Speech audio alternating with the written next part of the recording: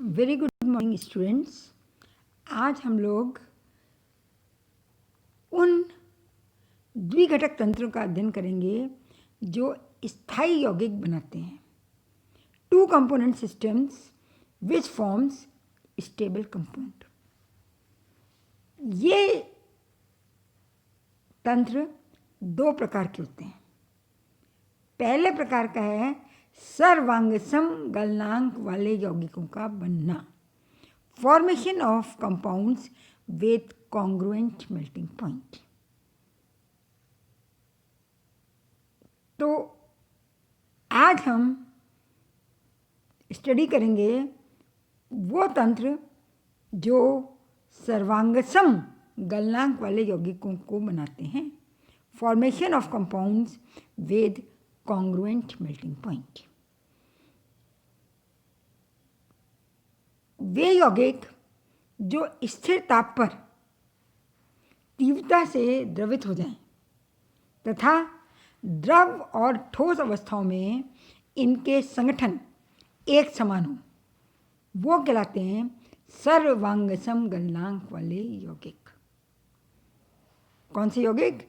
जो स्थिर ताप पर तीव्रता से द्रवित हो जाएं और ठोस अवस्था और द्रव अवस्था के संगठन एक दूसरे के समान हों, उन्हें हम कहते हैं सर्वांगसम गलनांक वाले यौगिक। A compound melts completely into liquid having the same composition as that of the solid phase is said to possess a congruent melting point. अब जब दो घटक सर्वांगसम गलनांक का यौगिक बनाते हैं तो यौगिक की ठोस अवस्था उसी संगठन के विलयन के साथ साम्य अवस्था में होती है। The solid state of a compound formed by two components is in equilibrium with the solution of the same composition. अब यदि हम इनकी स्टडी करना चाहते हैं तो रिड्यूस फेज रूल लगाएंगे, प्रेशर को कांस्टेंट रखेंगे और प्रावस्था आरेख बनेगा संगठन के बीच में और ताप के बीच में।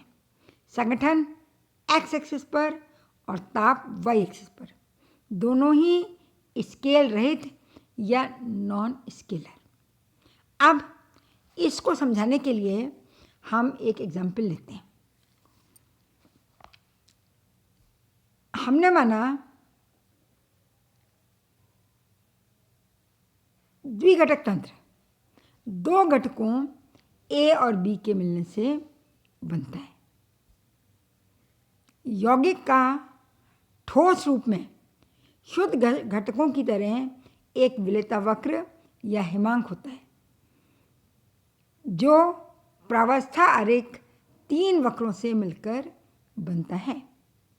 Let A and B are two components and AB is a solid component formed by their combination.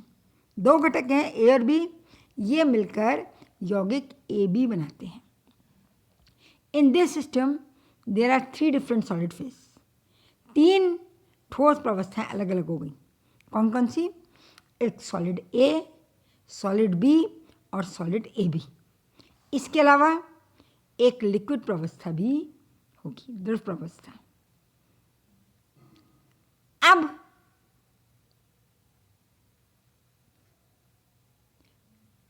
Freezing point curves ये देखिए इस तरीके से। एक्स ओरिजिन बिंदु पर हमारे पास 100% ए है। जैसे जैसे हम आगे बढ़ते जा रहे हैं ए में बी ऐड करते जा रहे हैं और ये जो लास्ट पॉइंट आपको दिखाई दे रहा है इसमें क्या है? 100% बी। अब तीन कर्व ए सी बी ई और C D E, AC, BE और CD 3 कर्व आपको दिखाई दे रहे हैं। AC curve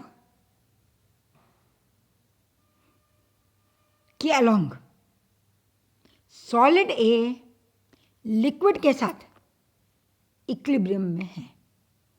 solid A is in equilibrium with liquid. ठोस A और द्रव के बीच में साम्य अवस्था है। इसी तरीके से अगर हम BE कर्व की बात करें तो BE कर्व में ठोस B द्रव के साथ साम्य अवस्था में। Solid B is in equilibrium with liquid phase. और अगर हम CDE कर्व की बात करें तो हम क्या देख रहे हैं कि सॉलिड कंपाउंड AB जो है वो इक्विलिब्रियम में है द्रव लिक्विड फेस के साथ। यौगिक AB द्रव्य प्रावस्था के साथ साम्य अवस्था में है। तो क्योंकि तीनों ही कर्व पर, वक्रों पर 2 प्रावस्थाएं, इसलिए समानीत प्रावस्था नियम लगाएंगे F is equal to C minus P plus 1। तो 2 घटक हैं तो F is equal to 2 minus 2 plus 1 is equal to 1। यानी ये तीनों कर्व एक चर या मोनोवेरिएंट या यूनिवेरिएंट हैं। इन के अलोंग स्वतंत्रता की कोटि 1 है।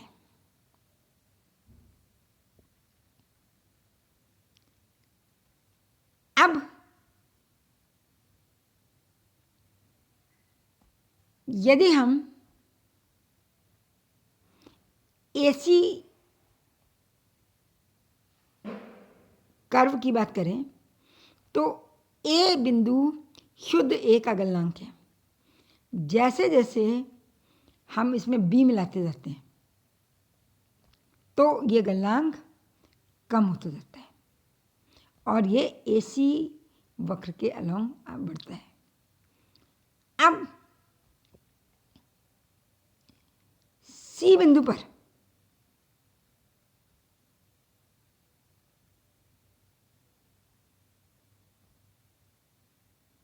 हम क्या देख रहे हैं कि C बिंदु पर A और B आपस में अभिक्रिया करके AB यौगिक बनाने लगते हैं। AB कंपाउंड फॉर्मेशन होने लगता है। C बिंदु पर 3 प्रावस्थाएं होंगी। सॉलिड A,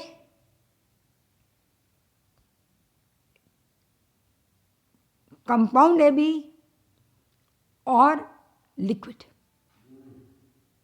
इसलिए यहाँ प्रावस्थाओं की संख्या हो गई 3। तो F is equal to 2 minus 3 plus 1 is equal to 0। तो ये एक अचर बिंदु है हो गया या नॉन वेरिएंट पॉइंट हो गया। यहाँ स्वतंत्रता की कोटि कितनी हो गई? 0। यानी ये एक अचर बिंदु या इनवेरिएंट पॉइंट है।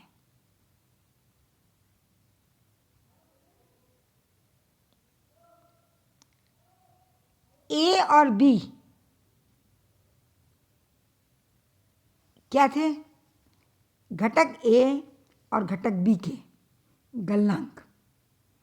और D बिंदु जो है ये यौगिक AB का गलनांक है। D बिंदु पर AB यौगिक एक साथ लिक्विड से ठोस में परिवर्तित होता है, ठोस से द्रव में बदलता है। वह ताप जिस पर ठोस और द्रव प्रावस्थाओं के संगठन समान होते हैं सर्वांगसम गलनांक या कॉन्ग्रुएंट मेल्टिंग पॉइंट कहलाता है। यहां आप देख रहे हैं कि लिक्विड और सॉलिड दोनों का संगठन या कंपोजिशन समान है।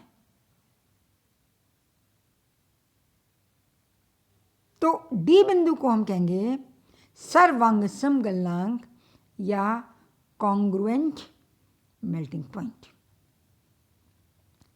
अब सी बिंदु जो है, ये हमने क्या देखा कि ये जो है एक अचर बिंदु है। इस अचर बिंदु को हम क्या कह सकते हैं? गलन क्रांतिक बिंदु, यूटेक्टिक पॉइंट। क्यों? क्योंकि वही बात जो मैंने आपको पहले बताई थी, इस बिंदु के नीचे यानी इस बिंदु से टेम्परेचर कम करने पर द्रव अवस्था का अस्तित्व समाप्त हो जाता है। The liquid phase does not exist below this point. This is the minimum temperature at which the liquid phase exist.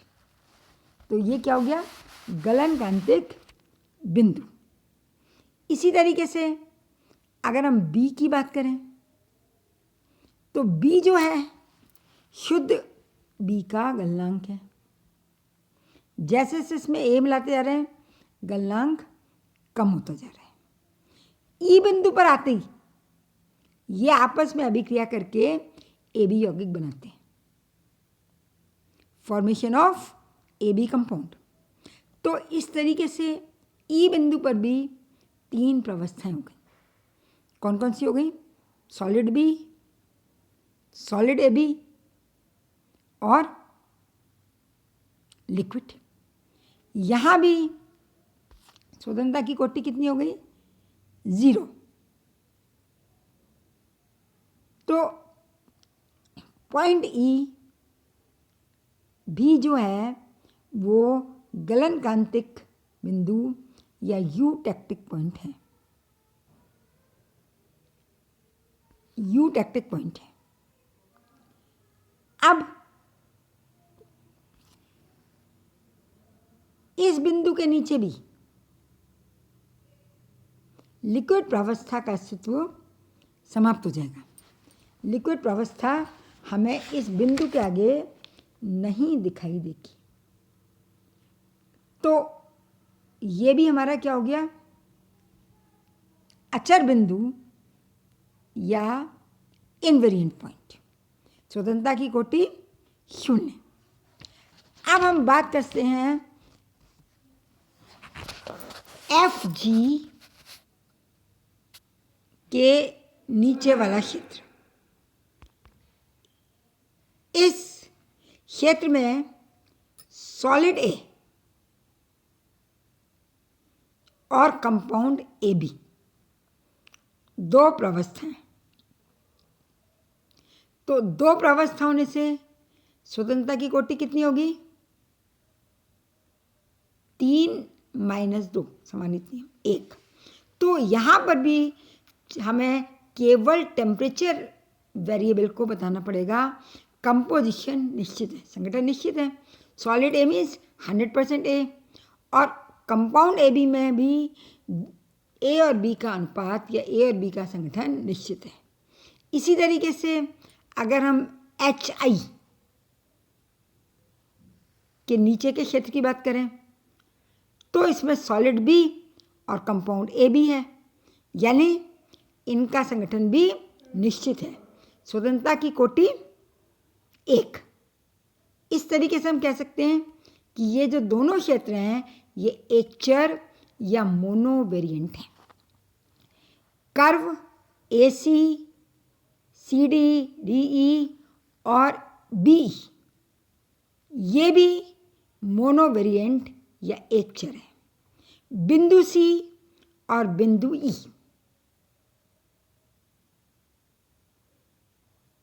दो गलन क्रांतिक बिंदु हैं, यूटेक्टिक पॉइंट हैं, जिनके लिए डिग्री ऑफ फ्रीडम 0 है।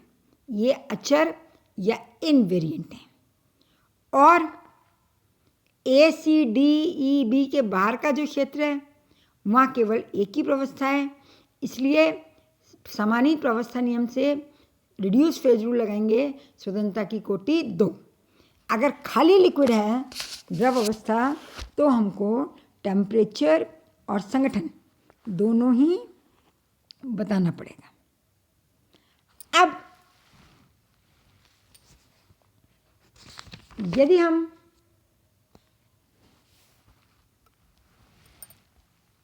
बात करते हैं बिंदु ए की,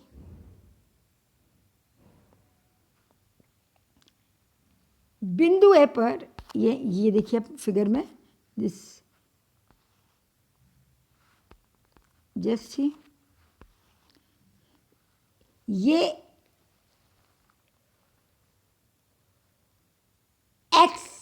एक्स डैश ये टाई लाइन को एक्सप्लेन करता है, क्योंकि इस क्षेत्र के अंदर भी दो प्रावस्था हैं। कौन सा क्षेत्र? CDE। यहाँ ए भी है, कंपाउंड, ठोस और लिक्विड, तो यहाँ भी स्वतंत्रता की कोटि 1 है। आपको केवल टेम्परेचर ही बताना पड़ेगा।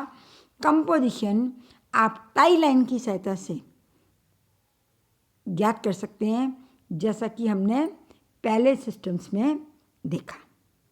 तो ये मैंने आपको एक जनरल आइडिया बताया है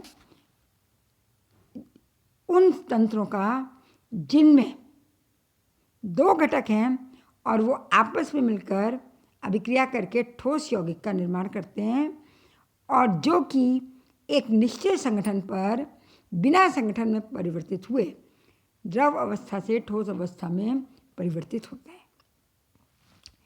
अब इस प्रकार के हमारे पास कई सारे एग्जाम्पल्स हैं, जैसे zinc magnesium system, aluminium magnesium system, mercury thallium system और फिनॉल एनिलीन सिस्टम। तो इसमें से हम जिंक मैग्नीशियम सिस्टम की स्टडी करते हैं। तो देखिए, ये ग्राफ है आपका जिंक मैग्नीशियम तंत्र का। इस निकाय में जिंक और मैग्नीशियम आपस में मिलकर मैग्नीशियम जिंकेट का निर्माण करते हैं। मैग्नीशियम जिंकेट का फॉर्मूला होता है MgZn का होल ट्वाइस, जैसे MgZn का whole twice.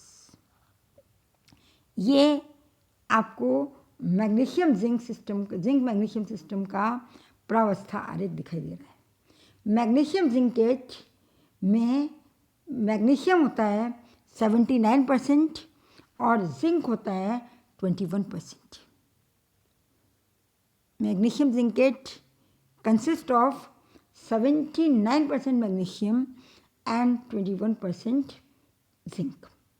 So origin point पर हमारे पास 100% जिंक है। प्योर जिंक का मेल्टिंग पॉइंट 420 डिग्री सेंटीग्रेड है। जैसे जैसे हम आगे बढ़ते जाते हैं, जिंक में मैग्नीशियम मिलाते जा रहे हैं, तो जिंक का मेल्टिंग पॉइंट AC वक्र के अलोंग घटता जाता है। जैसे जैसे मैग्नीशियम मिलाएंगे, गलनांक कम होता जाएगा। अब इस कर्व पर किस किस के बीच में साम्यावस्था है? ठोस जिंक और द्रव। तो समानीत प्रावस्था नियम से स्वतंत्रता की कोटि 1 आएगी, यानी ये एक चर या मोनोवेरिएंट होगा।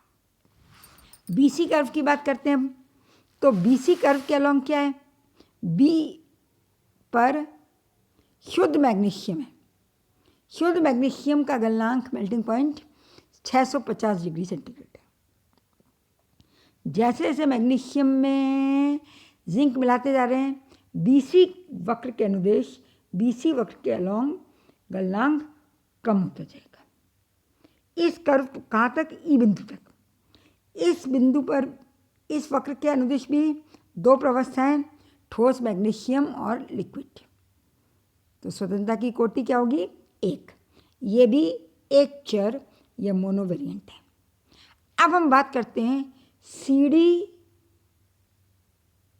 और ईडी वक्र की।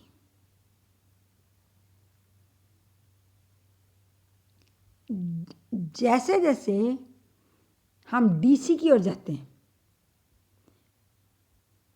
डी जो है वो शुद्ध मैग्नीशियम जिंकेट का गलनांक है। जैसे जैसे इसमें जिंक मिलाएंगे तो वैसे वैसे डीसी के लॉन्ग कम होगा, जैसे जैसे मैग्नीशियम मिलाएंगे वैसे वैसे डीई के अलोंग गलनांक कम होगा। यानी आप कह सकते हैं वक्र डीई और वक्र डीसी यौगिक मैग्नीशियम जिंकेट में क्रमशः मैग्नीशियम तथा जिंक मिलाने पर गलनांक में होने वाली कमी को प्रदर्शित करते हैं। बिंदु डी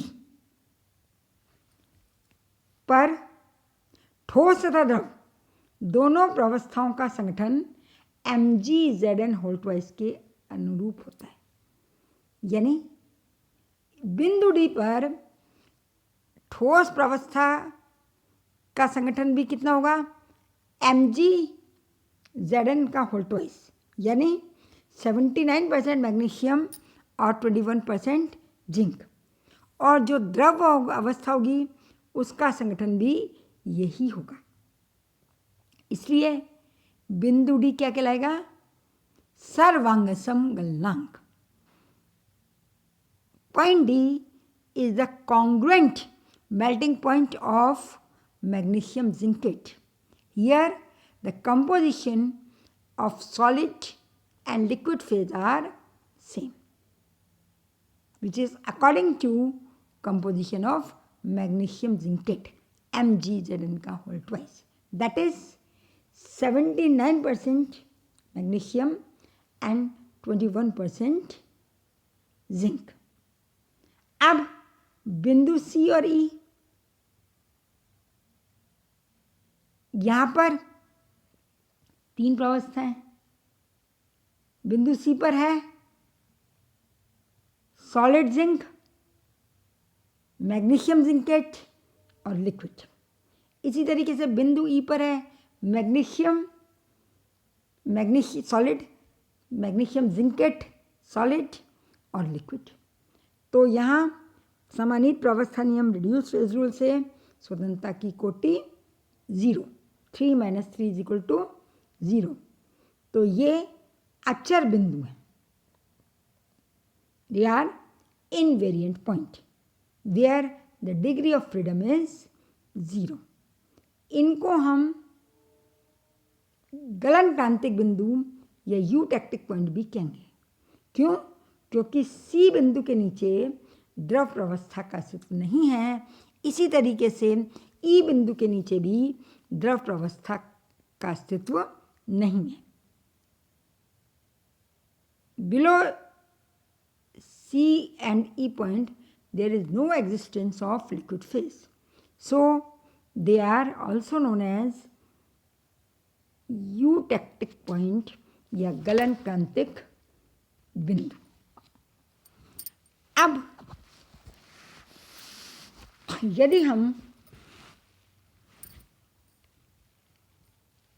लिक्विड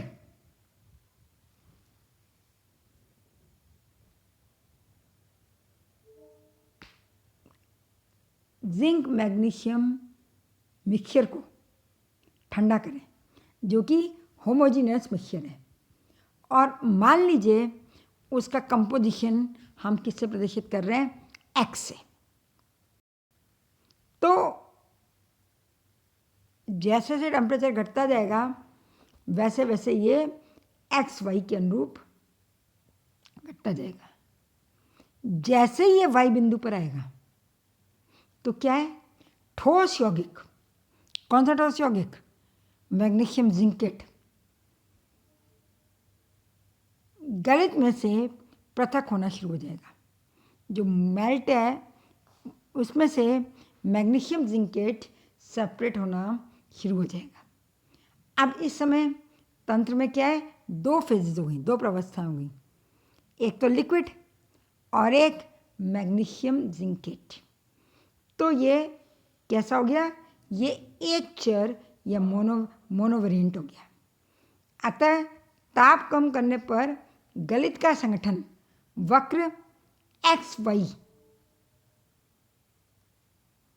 के सहारे बदलता है और बिंदु वाई पर नई ठोस प्रावस्था प्रकट हो जाती है।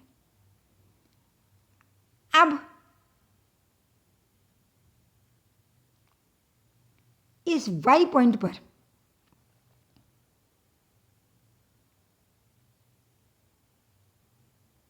तीन प्रावस्थाएं,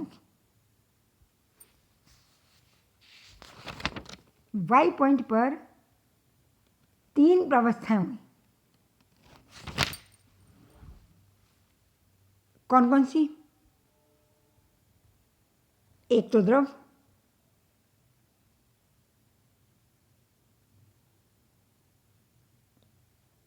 एक सॉरी वाई पॉइंट पे नहीं, वाई से जब हम सी पॉइंट पर हैं तो एक तो द्रव, एक मैग्नीशियम जिंकेट और एक सॉलिड जिंक, यानी ये बिंदु अचर हो गया। सी बिंदु पर नई ठोस प्रावस्था प्राप्त हो गई। अब यदि हम इसको और ज़्यादा ठंडा करते हैं तो ये तीनों प्रावस्थाएं आपस में साम्यावस्था में रहती हैं। तो संगठन में परिवर्तन या ताप में कोई कमी नहीं होती। अब इसी तरीके से अगर हम एक्स डैश संगठन वाले यौगिक को ठंडा करते हैं तो इसका ताप वाई डैश तक घटता जाएगा। जैसे बिंदु वाई डैश आएगा तो मैग्नीशियम जिंकेट पृथक हो जाएगा और उसके बाद जो गलित है उसका संगठन वक्र वाई डैश ई के अनुसार बदलता जाएगा और बिंदु ई पर ठोस मैग्नीशियम भी प्राप्त होगा। यानी यहाँ पर फिर से तीन प्रावस्थाएं हो जाएंगी और स्वतंत्रता की कोटि शून्य हो जाएगी। तो इस प्रकार हमने देखा कि द्रव जिंक मैग्नीशियम के समांगी मिश्रण को ठंडा करने पर किस तरीके से परिवर्तित होता है। How the homogeneous mixture of zinc magnesium liquid is changes on cooling.